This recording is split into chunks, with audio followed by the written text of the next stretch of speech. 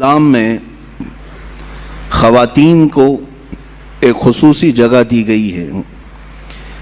یہ آج واویلا مچانے والے بھی سنیں کہ جیسی ہی اسلام اور مسلمانوں کا نام آئے گا تو ایک شوشہ اٹھاتے ہیں ہر جگہ سے کہ یہ مسلمانوں پر یہ الزام لگانے میں بہت جلدی کرتے ہیں کہ مسلمان عورتوں کو زور زبردستی کرتے ہیں، انہیں چار دیواری میں بند کر دیتے ہیں، انہیں پڑھائی سے محروم رکھتے ہیں، انہیں تعلیم سے دور رکھتے ہیں اور نہ جانے کیا کیا شوشے چھوڑ کر کے۔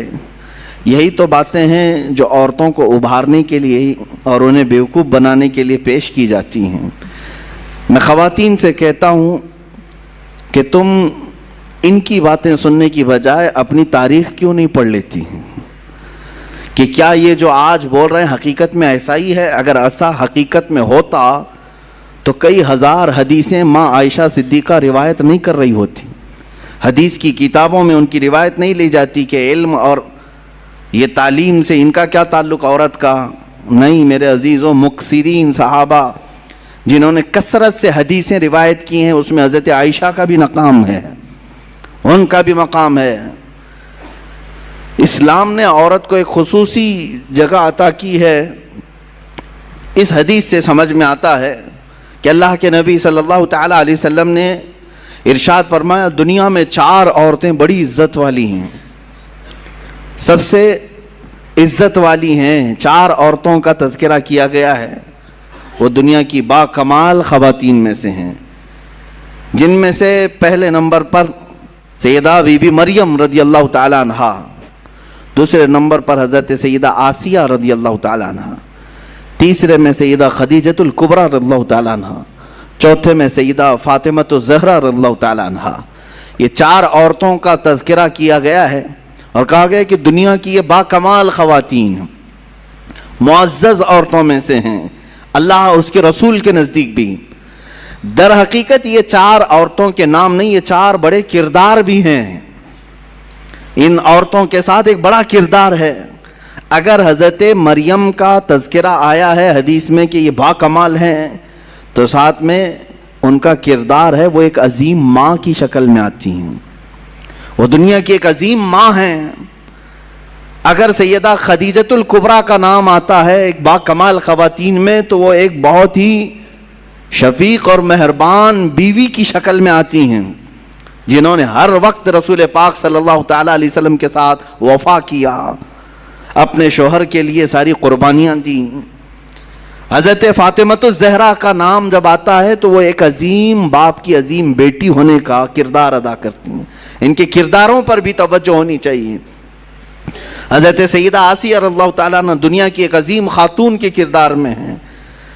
ان عورتوں کے کردار کو جب ہماری بچیاں پڑھیں گی تو یہ مغربی پروپیگنڈے سے نہیں بہکاوے میں آئیں گی، گمراہ نہیں ہوں گی۔ میں آج تاریخ کے جھروکوں میں سے چند ضرور سیرتیں آپ کے سامنے عرض کروں گا جس سے ہمارے آنے والی نسلوں کو اور خصوصیت کے ساتھ ہمارے گھر کی بچیوں کو ایک حوصلہ پیدا ہو کہ ہماری تاریخ روشن ہے خواتین اسلام سے بھی۔ جہاں ہم مردوں کے بڑے بڑے کارنامے ذکر کرتے ہیں، الحمدللہ اسلام میں خواتین کے بھی بڑے کارنامے ہیں جنہوں نے اسلام میں بہت بڑا حصہ لیا ہے۔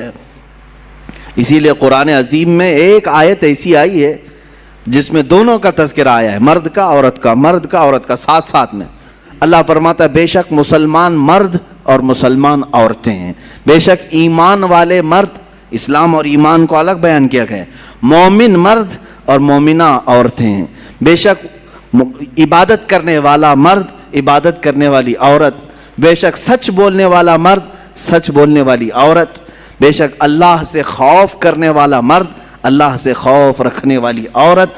اور اللہ تعالیٰ نے فرمایا اور جو تصدیق کرنے والا مرد اور تصدیق کرنے والی عورت، روزہ رکھنے والا مرد، روزہ رکھنے والی عورت، اپنی شرمگاہ کی حفاظت کرنے والا مرد، اپنے شرمگاہ کی حفاظت کرنے والی عورت، اللہ کا کثرت سے ذکر کرنے والا مرد، اللہ کا کثرت سے ذکر کرنے والی عورت، 10 قسم کی صفات بیان کر کے رب تعالیٰ فرماتا ہے اعد اللہ لہم مغفرۃ واجرا عظیما، یہی لوگ ہیں جن کے لیے اللہ نے بڑا اجر عظیم تیار رکھا ہے، یہی وہ لوگ ہیں۔ یہاں پر 10 صفات میں نے جو ذکر کیا اس میں عورتوں کو ساتھ ساتھ بیان کیا گیا ہے۔ اگر تم مسلمان ہو تو عورتیں بھی مسلمان ہیں، اگر تم مومن ہو تو عورتیں بھی مومن ہیں، اگر تم صادق ہو تو عورتیں بھی صادقہ ہیں، اگر تم صائم ہو روزے دار ہو تو وہ بھی صائمہ ہیں، روزے دار خواتین بھی ہیں، اگر تم اللہ کا ذکر کرتے ہو تو اللہ کا ذکر کرنے والی عورتیں بھی ہیں۔ میرے عزیزو، اسلام کو عظیم نونہال جو ملے ہیں یقیناً کسی نہ کسی عورت کے گود میں پلے تو ضرور ہوں گے، ان کی ماؤں کا کردار ان کی تربیت میں ضرور ہے۔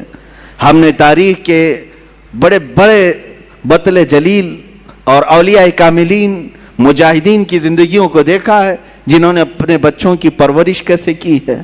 سیدنا غوث اعظم عبد القادر جیلانی رضی اللہ تعالیٰ عنہ، ماں کی تربیت ہمیں صاف نظر آتی ہے۔ سیدنا غریب نواز خواجہ معین الدین حسن چشتی رضی اللہ تعالیٰ عنہ، ماں کی تربیت وہاں پہ بھی نظر آتی ہے۔ بایزید بستامی، ان کے بھی ماں کی تربیت نظر آتی ہے۔ امام شافعی رحمۃ اللہ تعالیٰ علیہ، ماں کی تربیت وہاں بھی نظر آتی ہے۔ عزیزان گرامی، ان نونہالوں کو جو اسلام کے لیے عظیم تحفے کی شکل میں دیا، لاکھوں سلام ان ماؤں کی گودوں پر جنہوں نے ایسے سنہرے ہیرے ہمیں عطا کیے۔